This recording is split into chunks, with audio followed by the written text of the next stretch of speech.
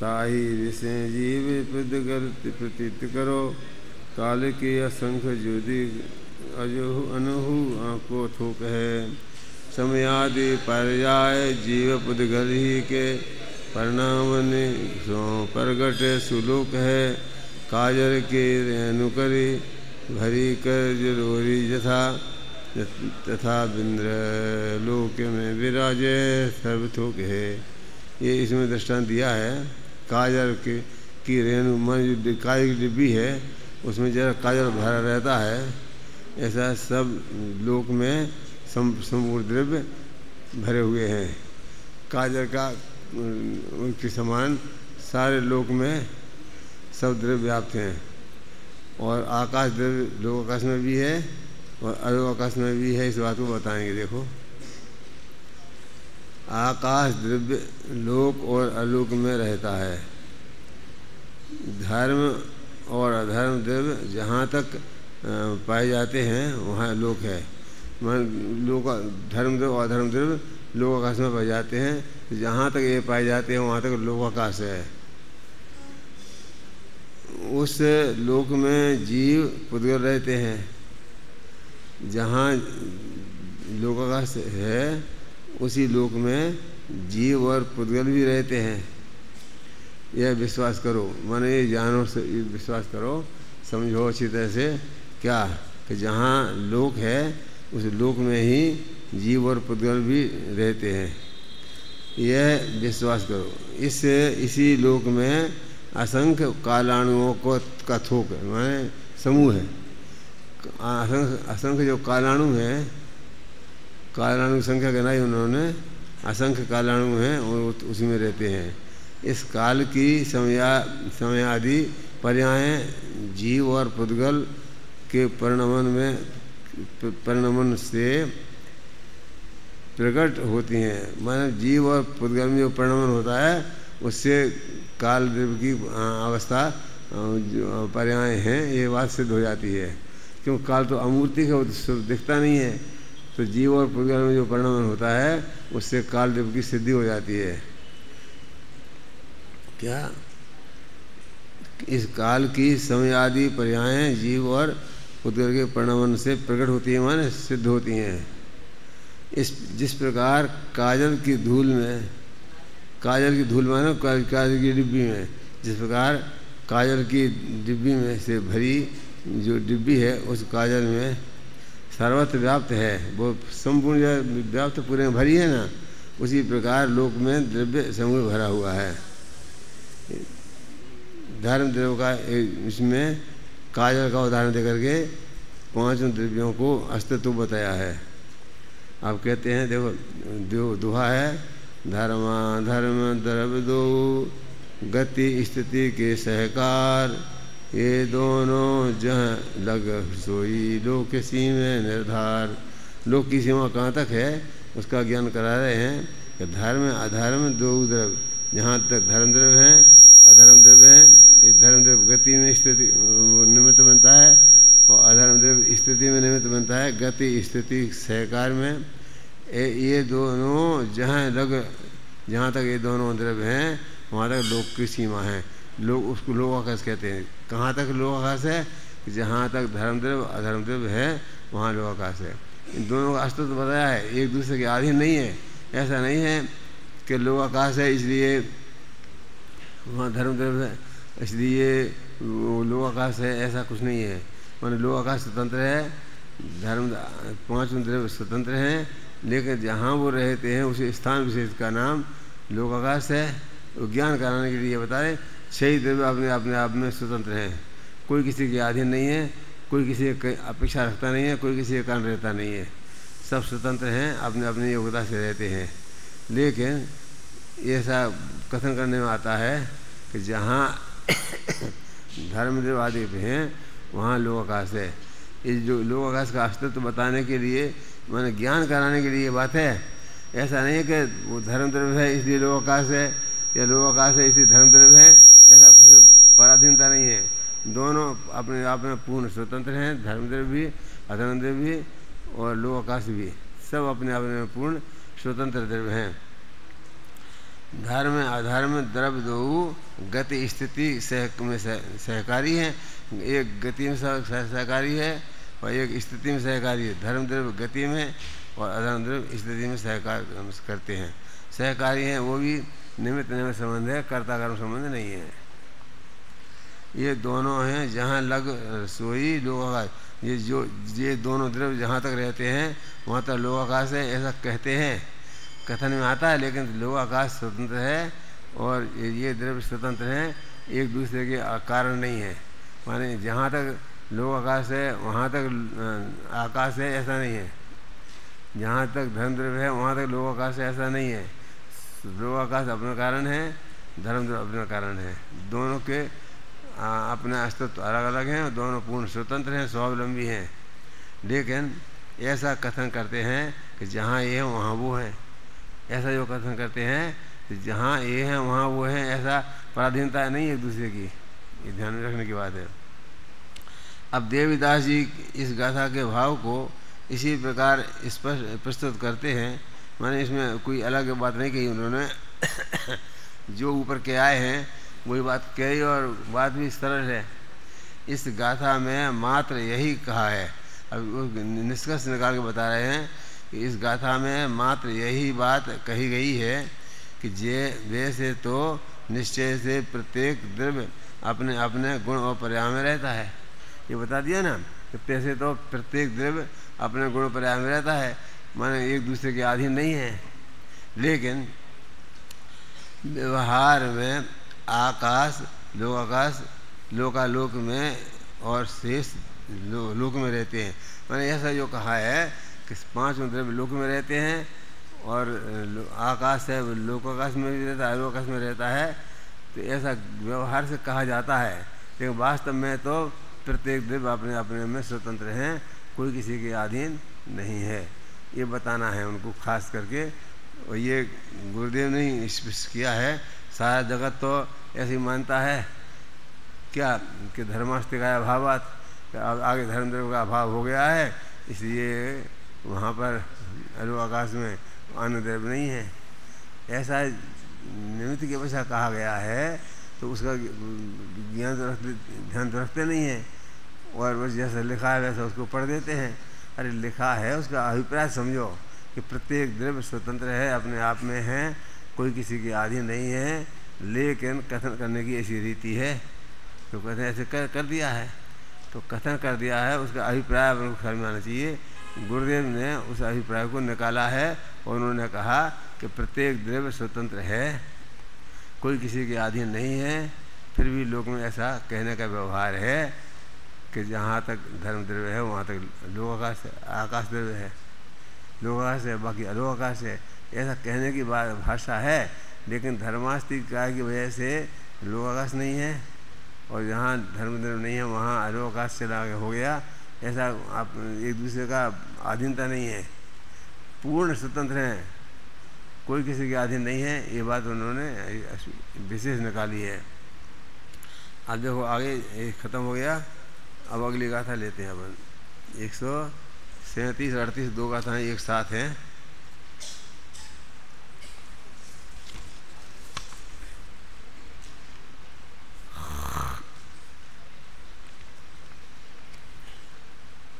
विगत अनेक गाथाओं से सब प्रदेशी अप्रदेशी की बात चल रही है। माने ये कह रहे हैं कि विगत गाथाओं में हमने सब प्रदेशी कौन है अप्रदेशी कौन है इस बात को खुलासा कर दिया है। अनेक गाथाओं में सब प्रदेशी और अप्रदेशी की बात चली आ रही है। अब उसी बात को आगे बढ़ाते हुए इन गाथाओं में 137 और 138 गाथाओं में इन गाथाओं में स्पष्ट करते हैं। क्या कहते हैं कि वह सप्रदेशी पना और अप्रदेशी पना किस प्रकार संभव है। वो सप्रदेशी हैं और अप्रदेशी हैं, इसकी क्या संभावना क्या है, इसको खुलासा करते हैं अगली गाथा में। जद जे नभप देशा तथप्य देशा वंति शेषम्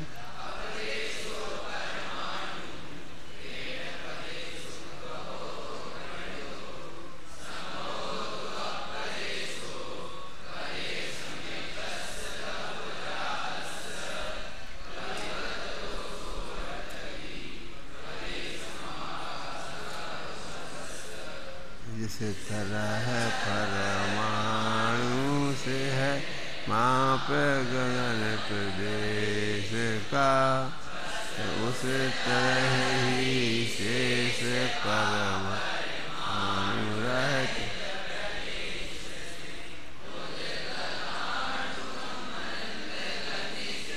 चले जितने काल में एक गगन प्रदेश पर परदेश विरहत काल वह। क्या कहते हैं इसमें देखो, जिस प्रकार आकाश के प्रदेश हैं उसी प्रकार शेष द्रव्यों के प्रदेश भी हैं। जैसे जैसे आकाश के प्रदेश हैं उसी प्रकार अन्य द्रव्यों के भी वैसे ही प्रदेश हैं। तात्पर्य यह है कि जिस प्रकार आकाश के प्रदेश परमाणु रूप मीटर से नापे जाते हैं, आज मीटर आज का नाप है ना, तो ये कह रहे हैं कि जिस प्रकार आकाश के प्रदेश परमाणु रूप मीटर से नापे जाते हैं, मीटर पहले होता नहीं था, अभी चला है, इसलिए उन्होंने उसमें ऐसा लिखा है कि परमाणु रूपी मीटर से नापे जाते हैं। नाप आज नाप को माप भी कहते हैं। क्या जी नहीं सही आवाज़ नहीं आई क्या? देखो दो लगाओ ठीक करो तो आना चाहिए, इतनी पास में रखना। चलो अब आ जाएगी, देखना बताना है। आ रही है वो आवाज़ आना के नहीं पर्याप्त, आवाज़ समझ में भी आना चाहिए। आवाज़ तो पहुंच जाएगी, लेकिन आवाज़ समझ में आ रही है कि नहीं ये भी समझने की बात है। ये क्या कह रहे हैं कि जिस प्रकार आकाश के प्रदेश में हैं उसी प्रकार शेष द्रव्यों के प्रदेश भी हैं। तात्पर्य यह है कि जिस प्रकार आकाश के प्रदेश परमाणु रूप मीटर से नापे जाते हैं, नाप शब्द है सही, माप आजकल उसको नाप को माप कहते हैं, ले नापे जाते हैं। माप होता है वो लीटर से नापते हैं जो लिक्विड चीज़, उसको माप कहते हैं, और जो मीटर से नापते हैं उसको नाप कहते हैं। ऐसे थोड़ा अंतर है दोनों में।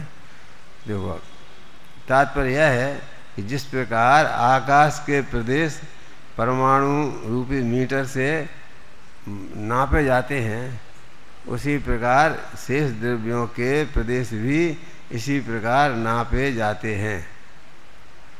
जो बाकी 5 द्रव्य हैं तो एक का तो नाम ले दिया उन्होंने, और बाकी के इसी प्रकार नापे जाते हैं, ऐसा कह दिया है। जिस प्रकार आकाश के प्रदेश परमाणु मीटर से नापे जाते हैं उसी प्रकार शेष द्रव्यों के प्रदेश भी इसी प्रकार नापे जाते हैं। परमाणु अप्रदेशी है और उसके द्वारा प्रदेशोद्भव कहा गया है।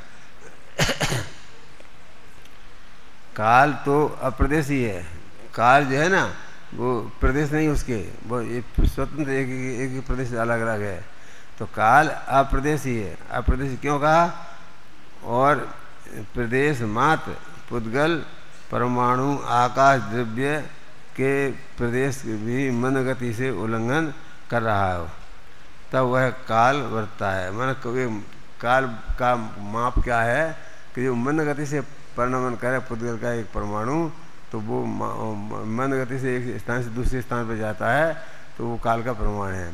काल माने समय, तो एक समय का माप क्या है कि एक पुद्गल का परमाणु मंद गति से गमन करे और पास में एक निकटवर्ती पुद्गल के दूसरे प्रदेश में जाए, उतना उस काल को एक समय कहते हैं। वो एक समय में चला जाता है। मतलब कहना ये है कि जो पुद्गल का परमाणु है वो एक समय में एक परमाणु से दूसरे परमाणु पर पहुंच जाता है। दूसरा कौन सा होना चाहिए? जो निकटवर्ती पासवर्ती एकदम पास का परमाणु है वहाँ तक पहुँचता है, उसमें एक समय लगता है। परमाणु अप्रदेशी है और उसके द्वारा प्रदेशोद्भव कहा गया है, उससे प्रदेश का माप होता है। प्रदेश उद्भव कहा गया है माने उससे प्रदेश का माप होता है। प्रदेश का उद्भव होता है माप होता है, मानो प्रदेश की उत्पत्ति होती है। उद्भव होता है मानो उत्पत्ति होती है। प्रदेश की उत्पत्ति क्या है कि पुद्गल का सबसे छोटा परमाणु, पर उसी परमाणु कहते हैं जो सबसे छोटा होता है। तो पुद्गल का एक परमाणु निकटवर्ती दूसरे परमाणु के पास पहुँचे, उस अवधि को काल के एक समय कहते हैं। क्या कहते हैं? एक समय कहते हैं। किसको एक समय किसको कहते हैं? कि एक पुद्गल का परमाणु निकटवर्ती दूसरे पुद्गल के परमाणु तक पहुंचने में जितना काल लगता है, उस काल का नाम क्या है? आप जवाब दोगे तो हमें मालूम पड़ेगा सुनने में आ रहा है। इस समय आ गया, सुनने में आ रहा है? ठीक है। काल तो अप्रदेशी है और प्रदेश मात्र पुद्गल परमाणु आकाश द्रव्य के प्रदेश को मंद गति से उल्लंघन कर रहा है। मंद गति से मानो उसकी गति जो है कम से कम गति होनी चाहिए। मतलब तेज गति से तो बहुत जल्दी पहुंच जाएगा, तो एक समय से पहले पहुंच जाएगा। तो मंद गति से गमन करेगा तो उसका नाम एक समय होगा। एक पुद्गल का कितना याद रखना? एक पुद्गल का परमाणु निकटवर्ती दूसरे पुद्गल के परमाणु तक पहुंचने में, मंद गति से पहुंचने में जो समय लगता है, उसका नाम क्या है? उसका नाम काल द्रव्य है। वो काल द्रव्य कहलाता है। ये काल का माप है। वह काल वर्तता है, अर्थात वो निमित्त भूतया परिणमित होता है। वो निमित्त की अपेक्षा ये बता रहे हैं। इस गाथा के भाव को आचार्य अमृतचंद तत्व प्रदीपिका टीका में इस प्रकार लिखते हैं। क्या लिखते हैं? देखो, अमृतचंद क्या कहते हैं? आचार्य कुंद 140वीं गाथा में स्वयं कहेंगे। आगे 140वीं गाथा आएगी ना, अभी तो 138 और 37-38 है, तो 140वीं गाथा आएगी, उसमें आचार्य कुंद देव स्वयं उल्लेख करेंगे। तो अभी उसका कह रहे हैं कि आचार्य कुंद 144वीं गाथा में स्वयं कहेंगे कि आकाश के प्रदेश का लक्षण एक परमाणु से व्याप्त होना है। और यहाँ इस गाथा में जिस प्रकार आकाश के प्रदेश हैं, उस प्रकार शेष द्रव्यों के भी प्रदेश हैं। माने ये जितना आकाश के प्रदेश है ना, तो उसी प्रकार अन्य द्रव्य के भी प्रदेश हैं, होते हैं। ये बात इस गाथा में कहना चाहते हैं। वो इस गाथा में जो बताने का उनका उद्देश्य ये है कि जब इस 40 गाथा में कुंद वहाँ कहेंगे, तो यहाँ तुम क्यों कह रहे हो? तो उनने अपना उद्देश्य बता दिया कि हम यहाँ इसलिए कह रहे हैं कि जिस प्रकार आकाश के प्रदेश हैं, उसी प्रकार शेष द्रव्यों के प्रदेश होते हैं। जो जैसे आकाश के प्रदेश हैं, उसी प्रकार से अन्य द्रव्यों के भी प्रदेश होते हैं। प्रदेश माने पुद्गल का जो परमाणु माप है ना, उसका नाम प्रदेश है। पुद्गल दूसरे पुद्गल के तक गमन करता है, उसमें जो प्रदेश तो क्षेत्र की अपेक्षा है और काल की अपेक्षा है। तो जिस क्षेत्र को रोकता है वो उसका नाम प्रदेश होता है। इस प्रकार प्रदेश के लक्षण की एक प्रकारता कही है, मैंने एक प्रकार बता दिया प्रदेश का। एक प्रदेश का भी एक प्रकार है, तरीका है वो बताने का, समझाने का।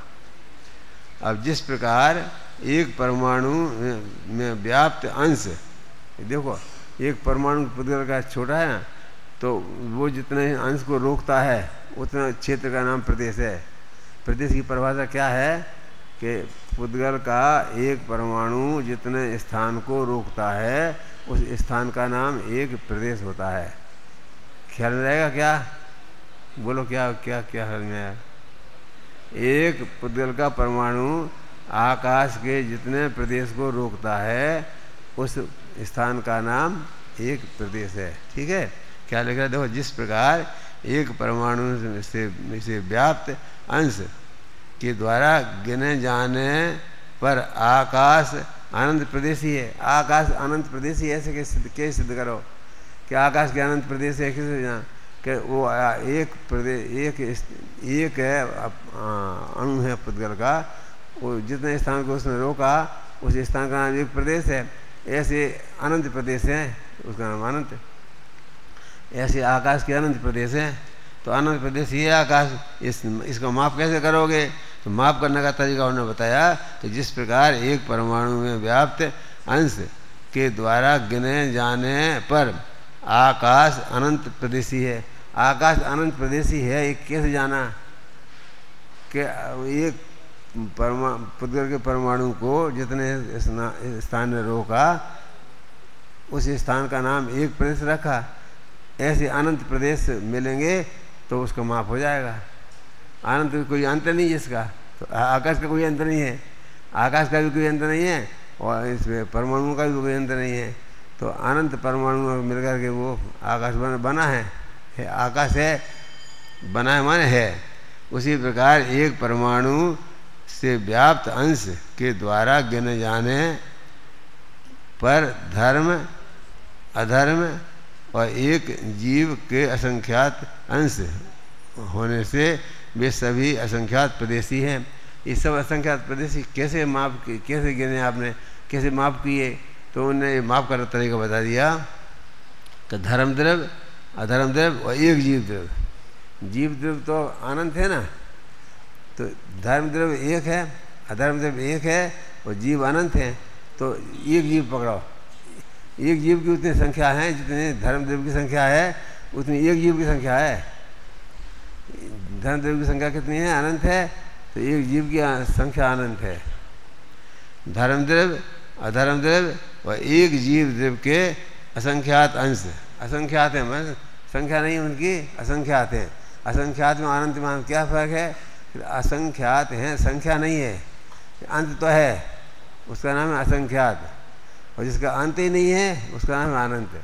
अनंत में असंख्यात में क्या अंतर है कि संख्या तो नहीं है, गिन तो हम नहीं सकते, लेकिन अंत तो उनका हो जाता है, उसको कहते हैं असंख्यात।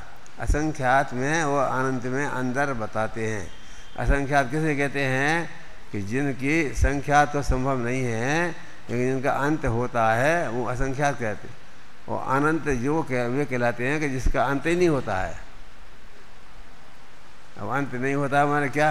अब उसका एक दृष्टांत दिया उन्हें बहुत मेरे कि जैसे घांगड़ा है, तो अब उसको नापते हैं तो उसका अंत कहाँ है? घांगरा माने सिला हुआ जो घांगरा है उसको आप नापने जाओ तो उसको अंत नहीं आता। ऐसे इसका अंत नहीं है, जिसका अंत नहीं है उसका वो अनंत कहते हैं। तो दो दृष्टांत तो हालांकि एक दृष्ट लागू होता है, संपूर्ण लागू नहीं होता है, उसका तो अंत हो सकता है ना। नापने की अपेक्षा उन्होंने बता दिया कि नहीं अंत नहीं है उसका। ऐसे जो अनंत हैं उनका अंत नहीं है। असंख्यात में वो अनंत में इतना अंतर है। संख्यात में तो संख्या होती है निश्चित, असंख्यात में संख्या निश्चित नहीं होती है, गिनती नहीं हो सकती है, संभव नहीं गिनती, लेकिन उसके अंत होता है। अनंत में अंत नहीं होता है। दोनों का ये अंतर है। देखो, धर्म द्रव्य अधर्म द्रव्य और एक जीव द्रव्य असंख्यात अंश होते, असंख्यात अंश होने से वे सभी असंख्यात प्रदेशी हैं। धर्म द्रव्य भी असंख्यात प्रदेशी है, अधर्म द्रव्य भी असंख्यात प्रदेशी है और एक जीव भी असंख्यात प्रदेशी है। समझिए, असंख्यात है ना, आनंद नहीं, आनंद असंख्यात। असंख्यात में आनंद में अंतर क्या बता दिया? क्या संख्या जिनकी नहीं होती है वो अंत होता है, वो असंख्यात हैं, और जिनकी अंत ही नहीं होता है वो अनंत है।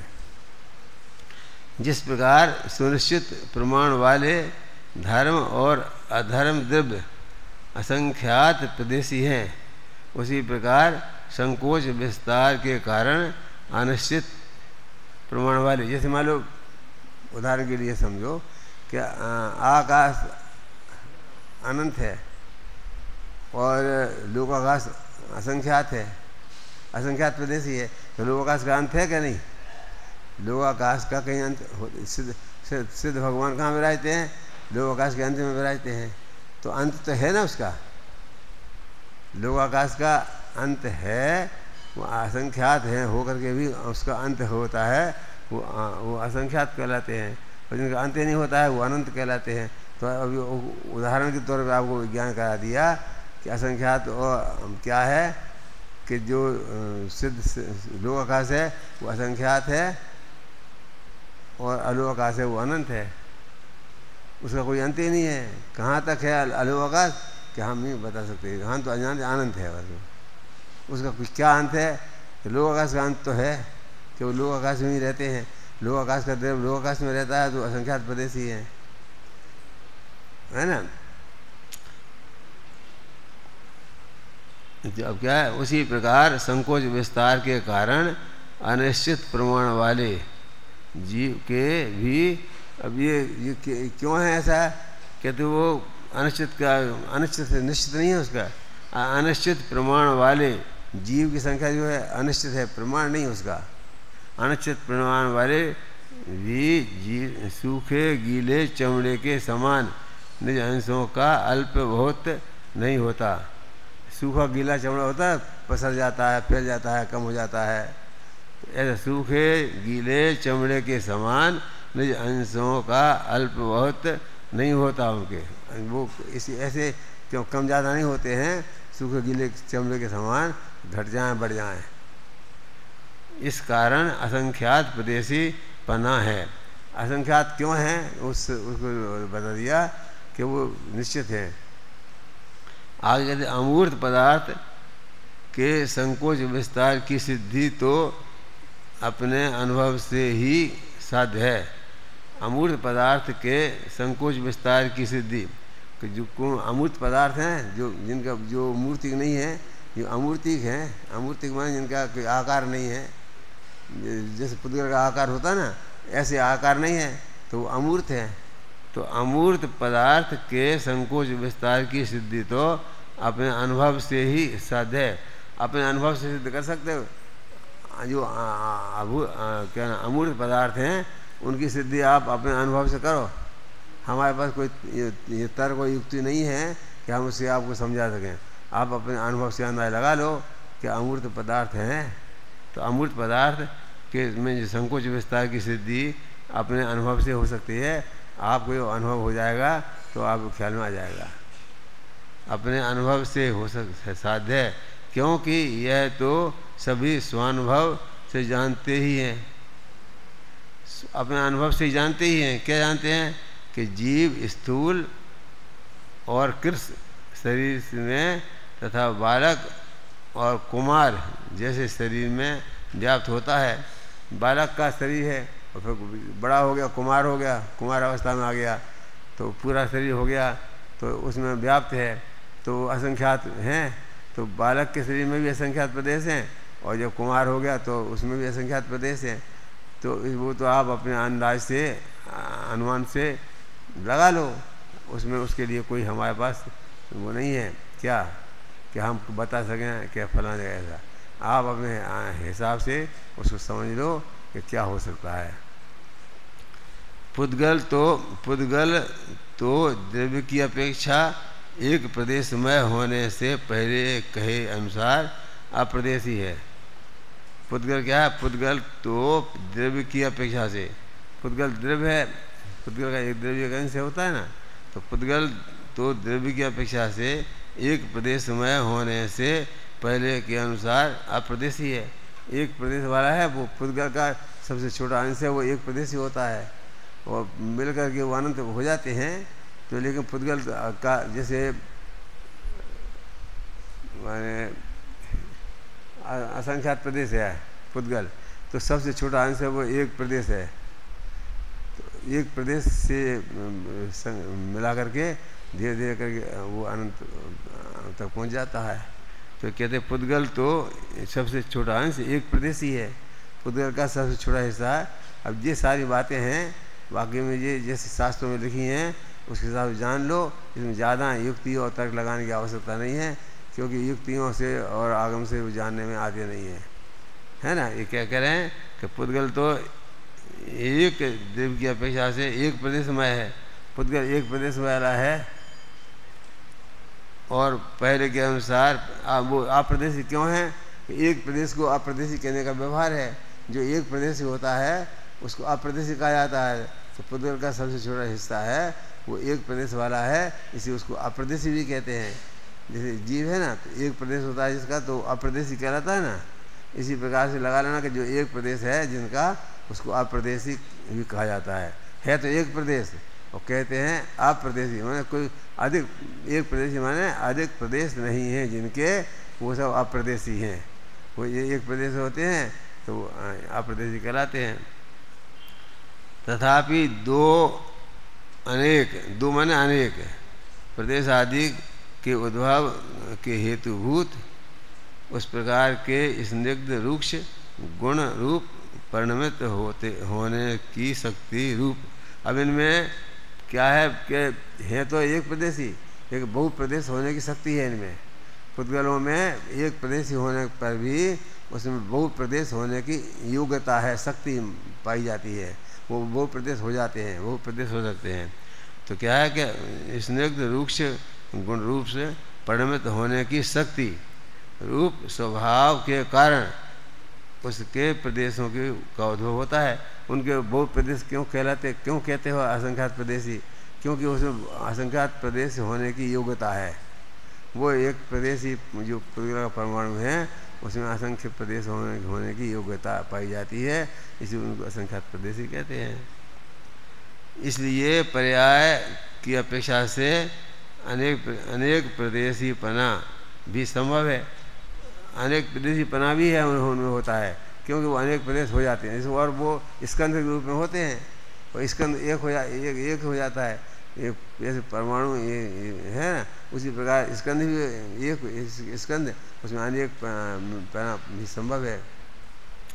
तो कहते हैं अनेक प्रदेशीपना भी संभव होने से पुद्गल को द्विप्रदेशी पना से लेकर संख्यात असंख्यात और अनंत प्रदेशीपना भी न्याय संयुक्त है। वो संख्यात भी होते हैं, असंख्यात भी होते हैं, वो अनंत भी होते हैं। पुद्गल दो या दो से अधिक मिल जाएं तो वो संख्यात हैं, और जब संख्या पूरी हो जाए तो उसके बाद असंख्यात हो जाते हैं, और उससे और ज़्यादा बढ़ जाएं तो अनंत हो जाते हैं। तो पुद्गल में 3 कैटेगरी हैं, संख्यात, असंख्यात और अनंत। और चौथी पहले एक भी है, सबसे छोटा अंश तो एक प्रदेशी है। और फिर दो से अधिक मिल जाए तो वो संख्यात हो जाते हैं, और जो संख्या पूरी हो जाए तो असंख्यात हो जाते हैं, और अंत में जाके वो अंत न हो जैसे अनंत हो जाते हैं। तो ऐसे पुद्गल की संख्या गिनती बताई है, कभी एक प्रदेश से लेकर के और संख्यात असंख्यात अनंत प्रदेश तक उनके हो सकते हैं। किसके? पुद्गल के।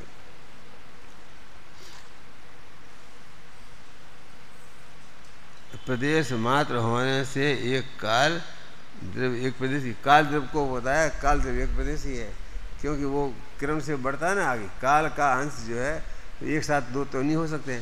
पुद्गल में जैसे समूह मिल गया और एक साथ में अनेक अनंत पुद्गल हो गए, मिल गए।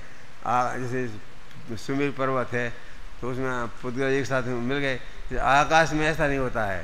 जैसे एक महीना है तो महीना के 30 दिन में आएंगे। एक वर्ष है तो 365 दिन में आएंगे।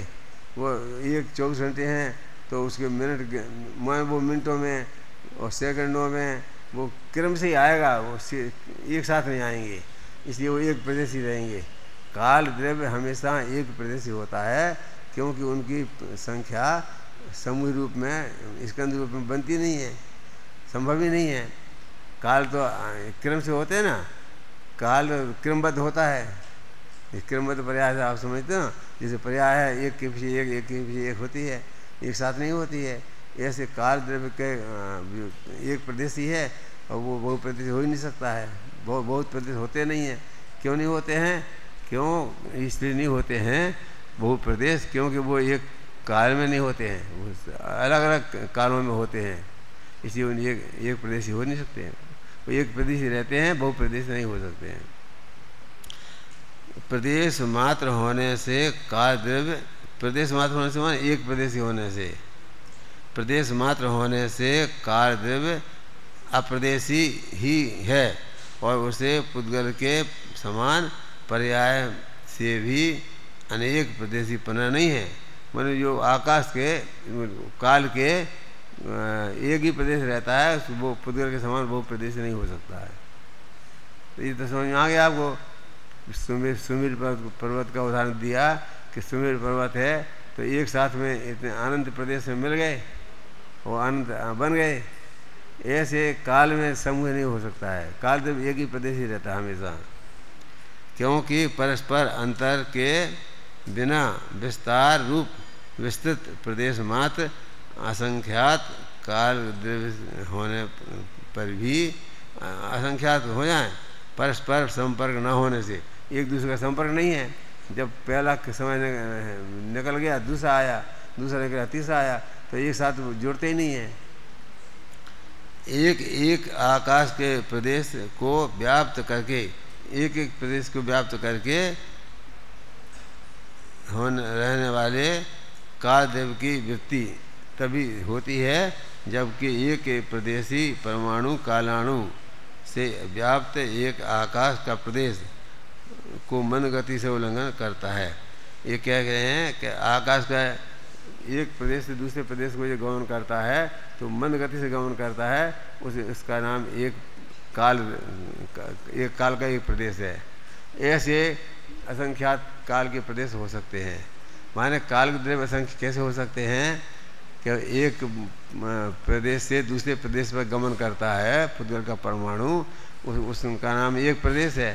तो ऐसे असंख्यात प्रदेश एक साथ उसके हो सकते हैं, इसलिए वो असंख्य प्रदेशी कहलाता है।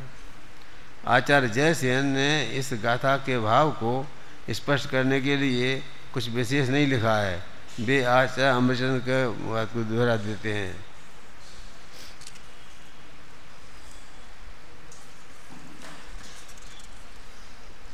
इसी प्रकार कवि वृंदावन दास जी ने भी उक्त बातों को छंदोबद्ध कर दिया है, मैंने एक एक छंद में लिख दिया है, उन्होंने ज़्यादा विस्तार नहीं दिया है।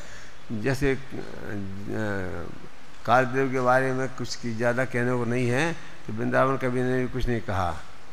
यद्यपि उन्होंने इन गाथाओं के भाव को व्यक्त करने के लिए 2 मनहरण और 10 दोहे इस प्रकार 12 छंद लिखे हैं और बड़ी ही चतुराई से सभी बातों का स्पष्ट कर दिया है।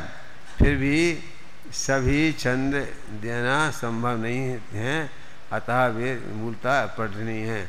तो ये कह रहे हैं कि उन्होंने 12 छंद लिखे थे और 12 छंद में उन्होंने चतुराई से अपनी बात कह दी है, लेकिन यहाँ हम 12 छंदों को लिखने में समर्थ नहीं है। ये इसके जो संपादक हैं वो लिख रहे हैं, अनुशीलन कर लिख रहे हैं, तो हमने उनको कह दिया कि उनको मूल से पढ़ लो। यहाँ उन्होंने नहीं लिखे, वो 12 छंद भी नहीं लिखे। आगे कहते हैं देवीदास जी भी इस गाथा के भाव को प्रस्तुत करने के लिए एक कवित और एक छप्पर और 4 दोहे इस प्रकार 6 छंदों का प्रयोग करते हुए मूलतः पठनीय है। माने देवीदास जी के बारे में भी और वृंदावन कवि के बारे में भी इन्होंने कुछ नहीं कहा, और जयसेन आचार्य के बारे में भी ज़्यादा कुछ नहीं कहा। अब आगे कांजी स्वामी क्या कहते हैं उसके बारे में थोड़ा कहा है, उसको अपन मैं समझता हूँ 9 बज गए हैं, कल पढ़ लेंगे इसको अपन। कांजी स्वामी को कल पढ़ेंगे।